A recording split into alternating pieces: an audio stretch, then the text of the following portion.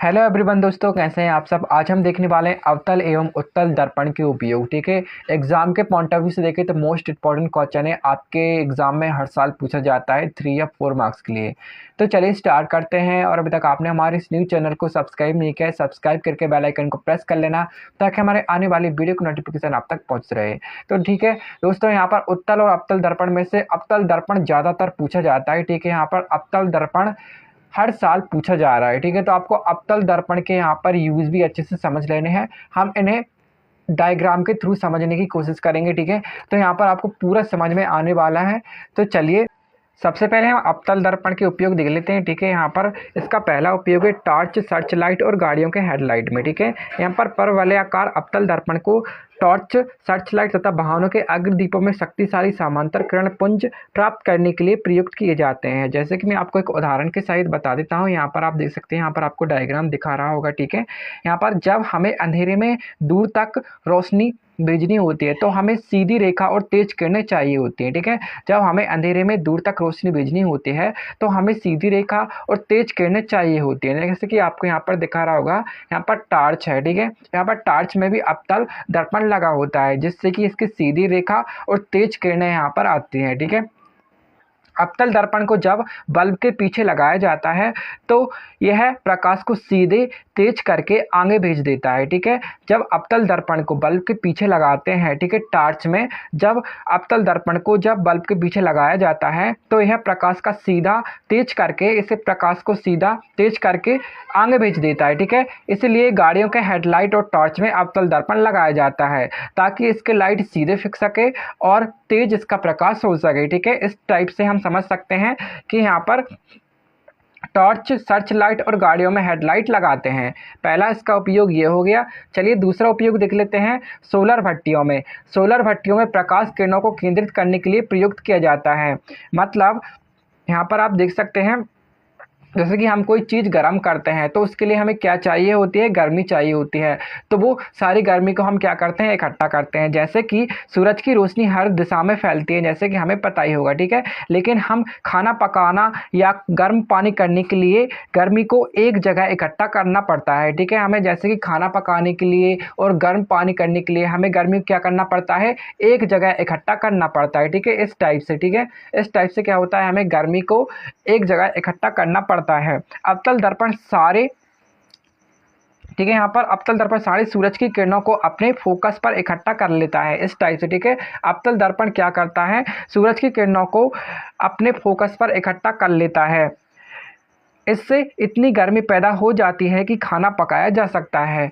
इससे इतनी गर्मी पैदा हो जाती है जिससे कि हम खाना पका सकते हैं। तो इसी टाइप से क्या होता है, सोलर भट्टियों में प्रकाश किरणों को केंद्रित करने हेतु प्रयुक्त किया जाता है। चलिए इसका अगला उपयोग देख लेते हैं। यहाँ पर आप देख सकते हैं, डॉक्टर द्वारा जांच में, ठीक है, नाक, कान, गला, दांत, आँख का परीक्षण करने के लिए चिकित्सकों द्वारा प्रयुक्त किए जाते हैं। ठीक है, जैसे कि जब डॉक्टर हमारे कान, नाक या गले की जांच करते हैं तो उन्हें अंधेरे हिस्से को साफ साफ देखना होता है। इसके लिए वे अवतल दर्पण का इस्तेमाल करते हैं।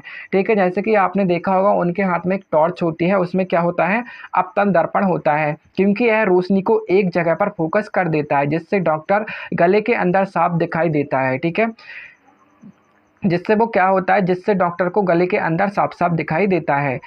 तो उस टॉर्च में क्या होता है, अवतल दर्पण होता है।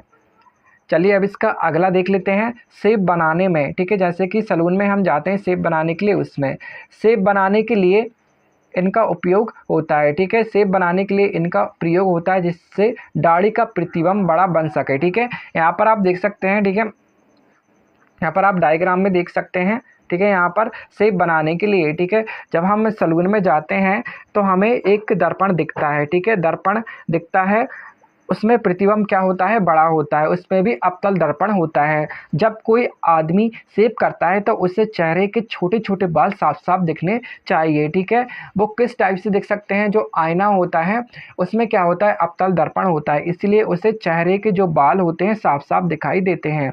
अवतल दर्पण जब पास से देखा जाता है तो बड़ा आवर्धित प्रतिबिंब बनता है जिससे क्या होता है, दाढ़ी के बाल साफ साफ दिखते हैं और आसानी से शेव किया जा सकता है। तो जब हम सैलून में जाते हैं तो वहाँ पर जो दर्पण होता है उसमें अवतल दर्पण होता है, इसलिए हमें बाल साफ साफ दिखाई देते हैं। ठीक है। तो यहाँ पर आप समझ गए होंगे शेप बनाने में इसका उपयोग होता है। चलिए दोस्तों, आप उत्तल दर्पण के उपयोग देख लेते हैं वाहनों के पीछे देखने के लिए। ठीक है, आपने देखा होगा वाहनों में जो दर्पण लगा होता है उसमें उत्तल दर्पण का उपयोग होता है। ठीक है, तो यहाँ पर इसका वाहनों के पीछे देखने के लिए, वाहनों के पक्ष दस दर्पण के रूप में पीछे के वाहनों को देखने के लिए इस प्रतिबिंब सदैव सीधा तथा छोटा बनता है। ठीक है, इससे प्रतिबिंब सदैव कैसा बनता है, सीधा तथा छोटा बनता है। इससे दृष्टि क्षेत्र बढ़ जाता है। जैसे कि जब हम गाड़ी चलाते हैं तो हमें यह भी देखना होता है कि पीछे क्या चल रहा है। ठीक है, उत्तल दर्पण की यही खासियत होती है कि भी हमेशा सीधा छोटा प्रतिबिंब बनाता है। इससे हमें ज़्यादा बड़ा क्षेत्र दिखाई देता है उसमें। ठीक है, यही कारण है कि गाड़ियों के पीछे लगे रिपेयर व्यू मिरर में उत्तल दर्पण का यूज़ किया जाता है। ठीक है, इस टाइप से आपको याद रखना है। ठीक है, तो जो गाड़ियों में लगा होता है वो कौन सा होता है, उत्तल दर्पण होता है, उसमें उत्तल दर्पण का यूज़ होता है। इसीलिए हमें प्रतिबिंब छोटा बड़ा क्षेत्र, प्रतिबिंब छोटा होता है और उसमें बड़ा क्षेत्र दिखाई देता है। अब चलिए इसका नेक्स्ट देख लेते हैं। सड़क के मोड़ और बिजली के खंभों पर, नगर की सड़कों के खंभों पर लगे विद्युत बल्बों के परिवर्तन रूप में, जिससे प्रकाश की किरणें अधिक से अधिक क्षेत्र तक फैल सकें। ठीक है, यहाँ पर नगर के सड़कों के खंभों पर लगे विद्युत बल्बों को आपने देखा होगा, उनके परिवर्तन के रूप में, जिससे प्रकाश किरणें अधिक से अधिक क्षेत्र तक फैल सकें। ठीक है, तो यहाँ पर इसका ये यूज़ हो जाएगा। ठीक है, इसे भी समझ लेते हैं। कई बार आपने देखा होगा कि सड़क के मोड़ पर गोल गोल शीशा लगा होता है। ठीक है, आपने कभी देखा होगा शहरों में। ठीक है, तो वो कौन सा होता है, उत्तल दर्पण होता है। ठीक है, तो ये दर्पण हमें मोड़ के उस पार का ज़्यादा हिस्सा दिखा देते हैं, जिससे दुर्घटना से हम बच सकते हैं। ठीक है, ये दर्पण क्या करते हैं, मोड़ के उस पार का ज़्यादा हिस्सा दिखा देते हैं, जिससे दुर्घटना से हम बच सकते हैं। इसी तरह बिजली के खंभों पर लगे बल्बों के आगे भी उत्तल लेंस लगाया जाता है, ताकि रोशनी बड़े क्षेत्रों में पहुंच सके। ठीक है, क्या लगाया जाता है उसमें, उत्तल दर्पण लगाया जाता है, जिससे कि रोशनी बड़े क्षेत्रों में पहुंच सके। इससे कम बल्ब भी ज़्यादा इलाका रोशन हो जाता है। ठीक है, इससे कम बल्ब में ज़्यादा इलाका रोशन हो जाता है। तो इस टाइप से हम समझ सकते हैं कि सड़क के मोड़ों और बिजली के खंभों पर ये लगाए जाते हैं उत्तल दर्पण। ठीक है, तो यहाँ पर वाहनों के पीछे देखने के लिए कौन सा दर्पण यूज़ होता है, उत्तल दर्पण। और सड़क के मोड़ और बिजली के खंभों पर कौन सा दर्पण यूज़ होता है, उत्तल दर्पण यूज़ होता है। ठीक है, उसमें क्या लगे होते हैं, उत्तल दर्पण लगे होते हैं। ठीक है, यहाँ पर हमने समझ लिया है। तो यहाँ पर आप जितने मैंने यूज़ बताए हैं आप अपने एग्जाम में इसी टाइप से लिखकर आना है। ठीक है, अगर आप इस टाइप से लिखेंगे तो आपका एक भी नंबर नहीं कटेगा। अगर आपका इसको PDF चाहिए तो मैं टेलीग्राम पर शेयर कर दूंगा।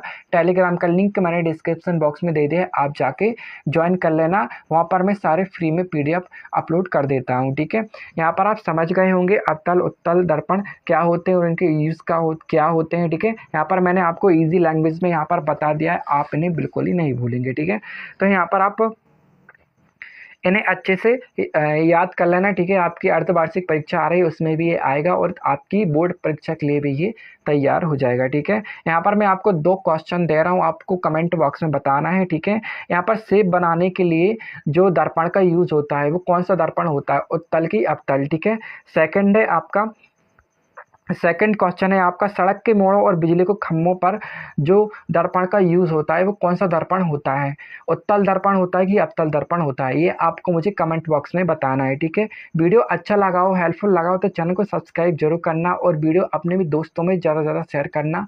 Thanks for watching my video.